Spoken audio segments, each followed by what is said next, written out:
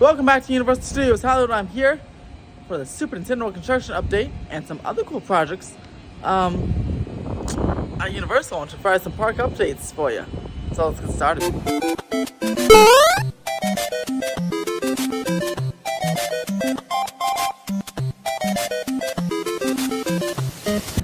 Starting off with the brand new soundstages that are going to open up soon. They're really starting to get painted now. This first one over here is almost complete. Like, it even has some darker tints.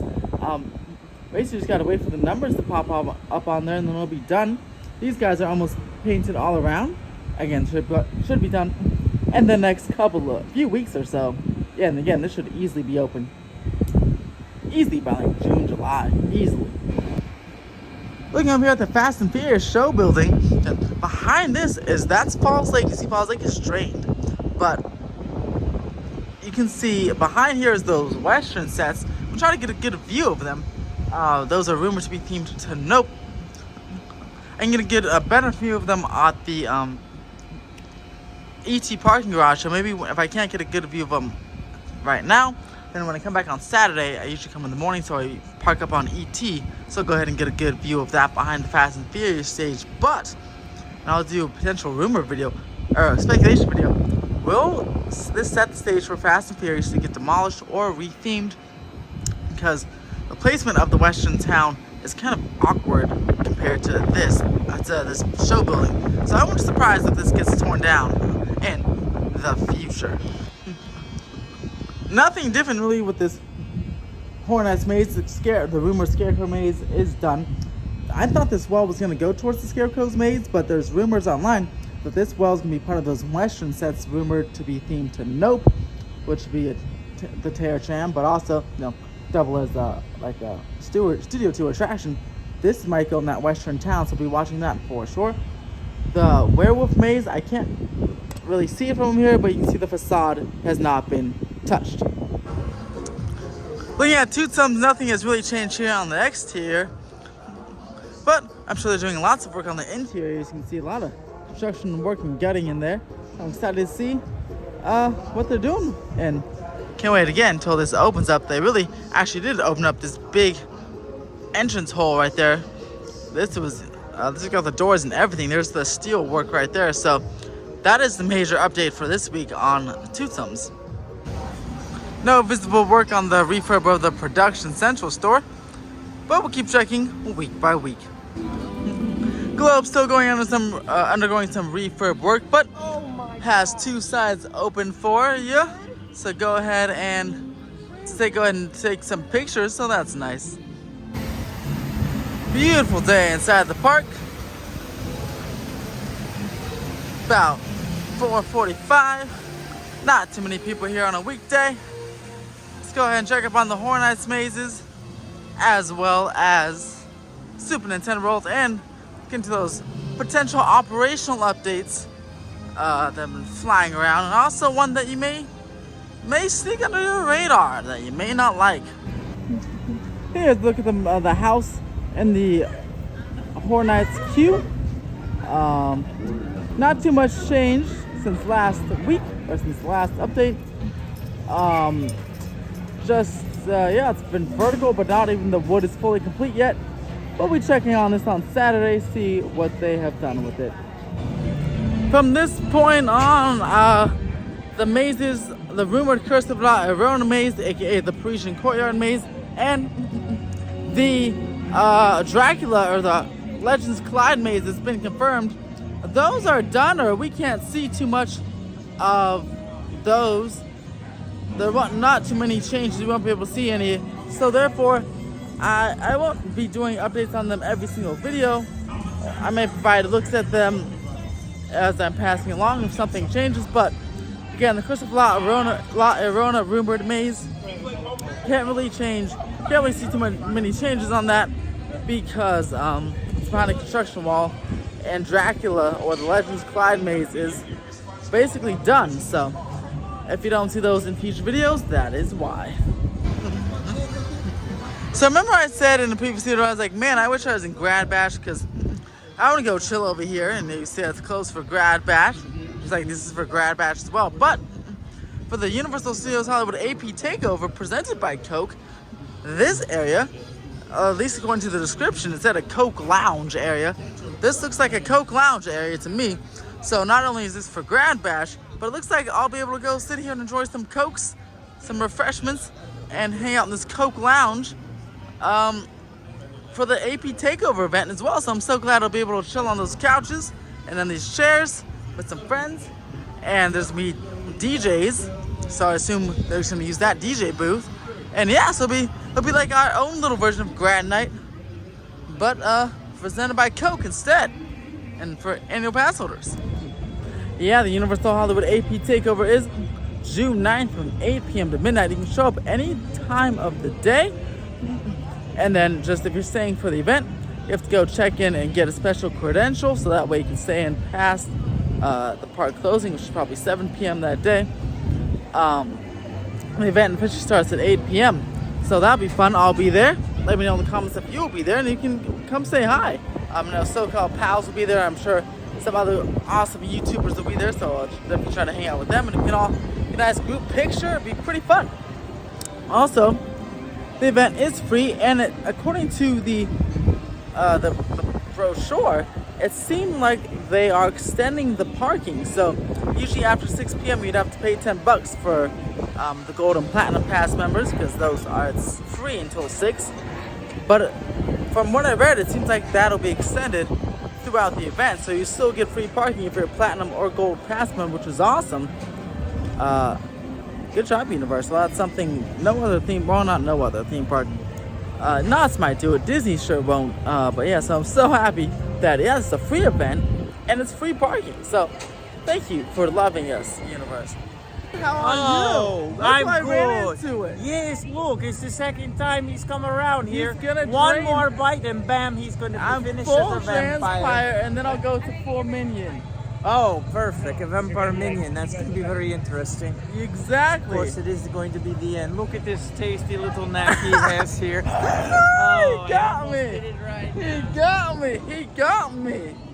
Oh, that actually tickled though. He's eating with Ethan over there. Looking at Super Nintendo World here from the upper lot. They're doing a lot more carving. Sorry, I mispronounced it. They were not painting last time. They were carving Bowser's Castle.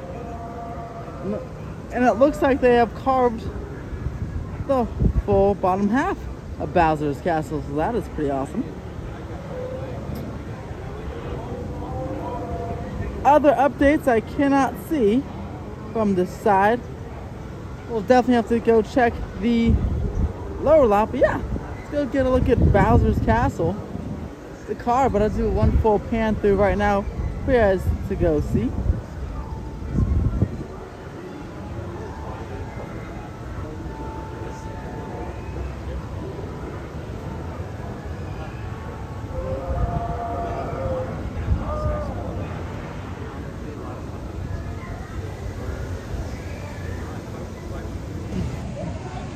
As you watch the lower lot, let me talk to you about some of those operational updates that could be coming. One, I know there's been surveys about reservations and things like that. I personally don't think they're coming. If they are coming, it would be just for Super Nintendo World, almost like a virtual queue situation, because it's a very small land, as you can see. I'm sure they want to have a way to control people to get in and out of land and have people that are in the land have a good experience and not be overcrowded. So there might be at first a virtual queue system like Secret Life of Pets, maybe like a virtual queue just when it's busy. The Secret Life of Pets doesn't have a virtual queue all the time, just a standby when it's not busy and then a virtual queue when it is busy. I expect something similar like that to Super Nintendo World. And there has been maybe some rumors about the passes. Sure, the passes they may jack up the price, but maybe reservations required on passes, more blockout dates.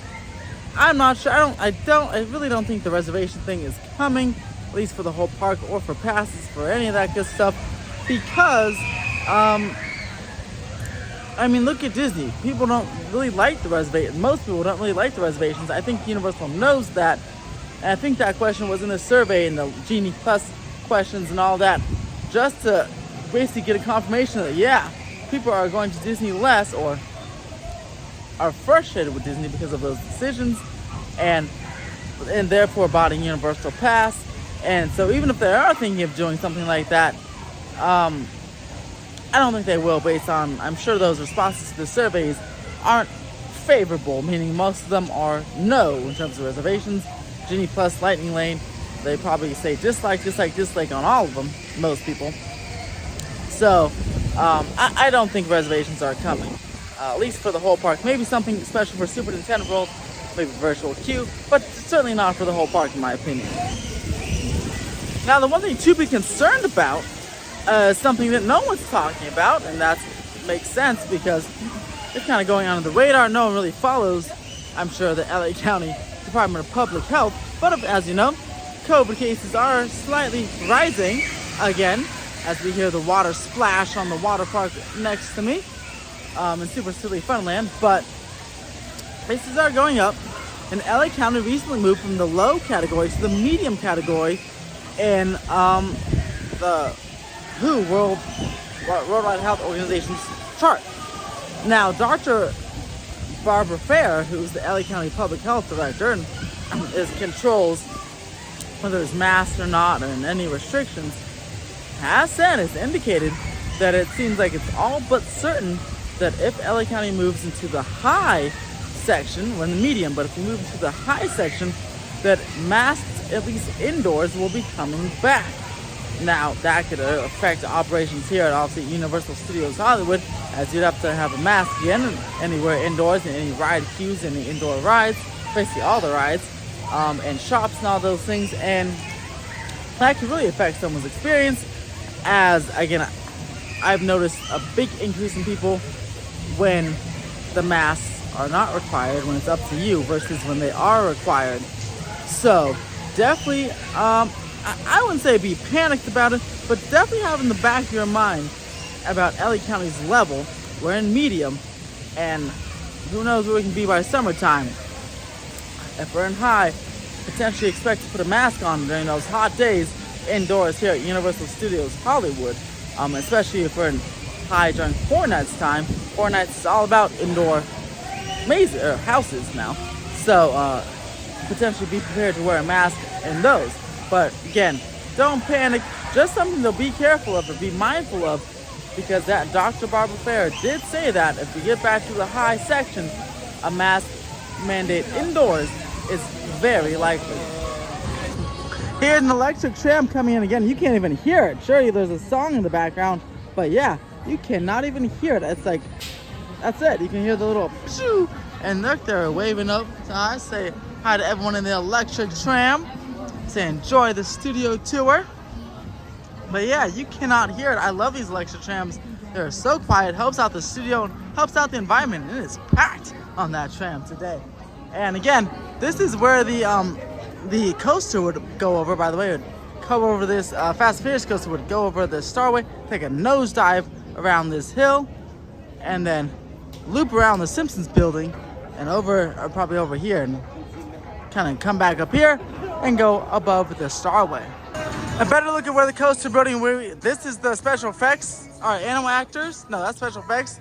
That would go away. The coaster would come shooting over here, over the Starway, and drop down right over where these people will be. They drop down right over here and move around there and come right back up, which would be pretty cool. Looking at Super Nintendo World from the Starway. Hold on, let me get a zoomer in picture. There we go, looking at Super Nintendo World from the Starway. Bowser's Castle is looking fantastic as they continue to carve out the entrances. And again, that's where his head will go in a few months. But yeah, Mountain Bean Post is about done. They just need some more stuff to be installed on the lower podium there. Focus right now is on the interiors and on Bowser's Castle. Cannot wait to see the top all carved out in gray. That would be amazing. And again, to see Bowser's head on there would be super awesome as well. Nothing else I can see that has changed here. Maybe some more scaffolding on the entrance section, but not too much has changed. Yeah, because everything's basically done on the outside except for the last major set piece. So that's why most of the work will be on Bowser's Castle. Most of the visible change will be on Bowser's Castle in the coming months. All right, and that's gonna do it for this midweek update for Super Nintendo World and the related Universal Studios Hollywood projects. I'll be back on Saturday to check out Falls Lake. I'm going to go up to the top of the ET parking structure because that's why they usually park me on Saturdays in the morning. So expect an update on that, as well as all the Universal projects. If you like this video, press that thumbs up, subscribe for more theme park updates, and as always, have a fantastic day.